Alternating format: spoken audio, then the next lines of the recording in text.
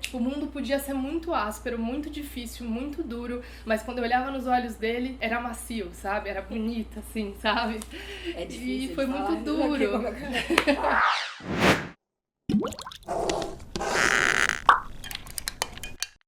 Olá, pessoas! Sejam muito bem-vindas ao Mundo Gordelícia. E hoje temos esta maravilhosa, super poderosa aqui, Feliz! Natália Souza, que eu tive coisa o boa. prazer de conhecer quando eu participei do Super Poderosa da Band, para divulgar minha peça. Inclusive, como vocês podem perceber, não estamos no cenário do Mundo Gordelícia. Estamos no meu hotel aqui em São Paulo e aproveitando para gravar com um monte de gente delícia aqui de São Paulo, inclusive Nath, que me contou uma história muito bonita e que eu achei que eu deveria compartilhar com vocês.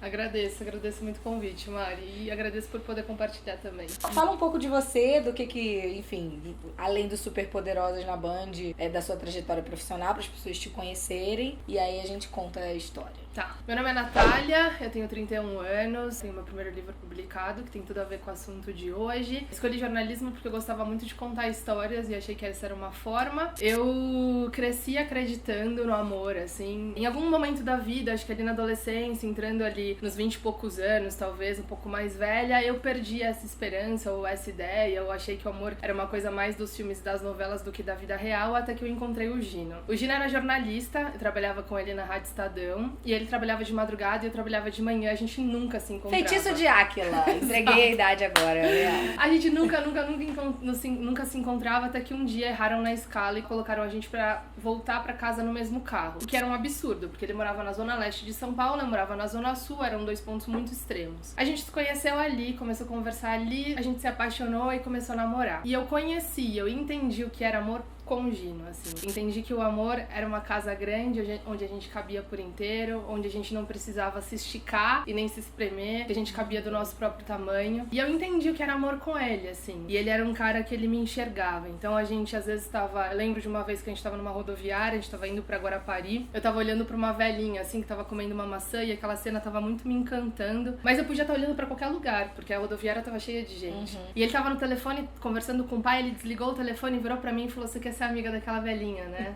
Ele me enxergava de alma nua, assim, ele me enxergava por inteiro, assim. Até que em setembro de 2016, ele começou a sentir umas dores nas costas, a gente achou que era por estresse, tensão. Minha mãe tinha morrido um ano antes. O Gino e minha mãe eram as pessoas com quem eu mais tinha intimidade, assim, intimidade de ser quem eu era, de não se sentir julgado, de né? não me sentir acho julgada. Que esse é o grande conceito de amor, que é alguém que te compreende, como você falou, por inteiro, que você pode relaxar e ser você mesmo, sem essas máscaras que a gente acaba precisando usar eventualmente pra viver em sociedade. Exato. Né? Foi uma bosta ter perdido minha mãe, que droga, ela morreu muito nova, 59 anos. Mas o Gino vai me ajudar a contar quem era ela, sabe? Que era uma mulher vivaz, que era apaixonada pela vida, que tava aqui como se o mundo tivesse sido recém-inaugurado, tudo encantava ela, sabe? E aí eu falei, ele vai me ajudar a contar. E aí em 20 dias, os primeiros sintomas, o Gino morreu de câncer.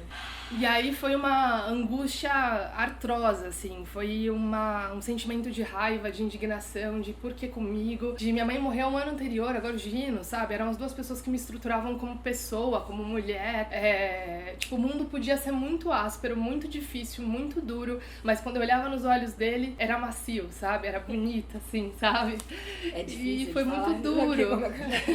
E aí foi muito duro, assim. E a dor era tão grande, Mari, tão grande, que ela chegava a ser física, assim, sabe? Então, às vezes eu tava indo trabalhar, ou tava indo fazer alguma coisa e eu me curvava, assim, porque me faltava... Eu não conseguia entender. Eu não conseguia entender o porquê. Até que um dia, eu tava em casa, eu comecei a escrever sobre aquilo, porque eu não conseguia fazer as pessoas entenderem quem tinha morrido. Não era só o meu namorado, não era só minha mãe, sabe? Eram pessoas que tinham sido fundamentais pra me entender como pessoa. E eu comecei a escrever. E eu escrevia como se eu desenhasse o chão pra conseguir andar no dia seguinte, sabe? Como se aquilo fosse uma forma de fazer vazar a dor. E aí num dia eu tava escrevendo e me veio a imagem de um homem que tava atravessando o mar junto com a família dele e que o filhinho dele de 5 anos tinha morrido afogado, ele tava fugindo da guerra. E aí eu entendi. A minha pergunta não é por que comigo, a minha pergunta é por que não comigo? Porque quando aquele cara tava com o coração destruído porque o filho dele tinha morrido, aquilo me doeu, mas não me doeu desse jeito. E ali meu olhar começou a mudar um pouco, né? A entender que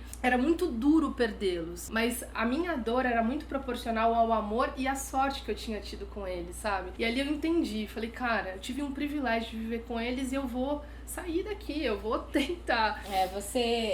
Eu vou botar aqui na descrição um link de um outro vídeo que a Nath me mandou falando um pouco dessa história também. E lá você fala uma coisa que eu achei maravilhosa e que tem muito a ver com a filosofia que os mexicanos têm a respeito da morte. E eles ressignificam isso, né? Porque enquanto na nossa cultura a gente fica às vezes arrastando corrente mesmo e cultivando essa tristeza, eles olham com esse olhar que você tá falando, né? É você olhar não com a tristeza, mas com a gratidão de ter tido a oportunidade de ter aquelas pessoas na sua vida. Porque é isso, se existe saudade é porque existe o amor. Exatamente, né? Exatamente. E aí vem a parte talvez mais bonita, se é que se pode dizer assim, dessa história, que é a forma como você encarou isso, como você conseguiu encerrar esse ciclo e superar esse luto.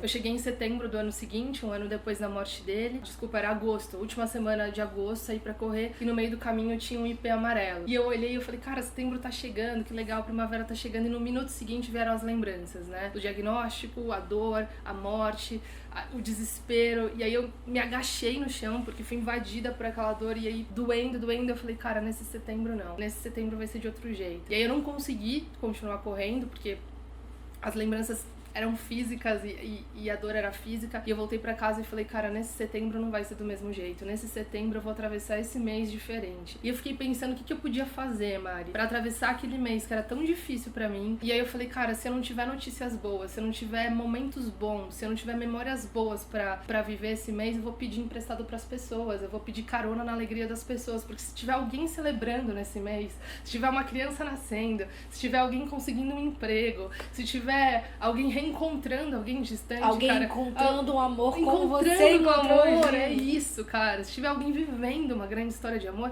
isso pra mim é suficiente pra me fazer continuar acreditando na vida, sabe? E aí eu voltei pra casa, sentei na frente do computador, escrevi uma carta, assim, coração no dedo, assim, contando pras pessoas quem era o Gino, por que ele era tão importante. E eu tinha uma necessidade também, Mari, das pessoas conhecerem ele, sabe? Então eu escrevi uma carta, coloquei envelopes coloridos como esse daqui, que eram amarelos, vermelhos, azuis, verdes, e eu saí deixando em recepções de hotel, em portarias de prédios, em cafés, em restaurantes, e eu pedia uma coisa para as pessoas, me deem uma notícia boa. E aí veio uma avalanche de notícias que viam pelo Facebook, pelo Instagram, com a hashtag uma notícia boa, e as pessoas me falavam, cara, minha mãe foi curada de um câncer hoje, eu encontrei meu cachorrinho que tinha se perdido hoje. Tinham notícias simples do tipo, encontrei uma sorveteria no meu prédio.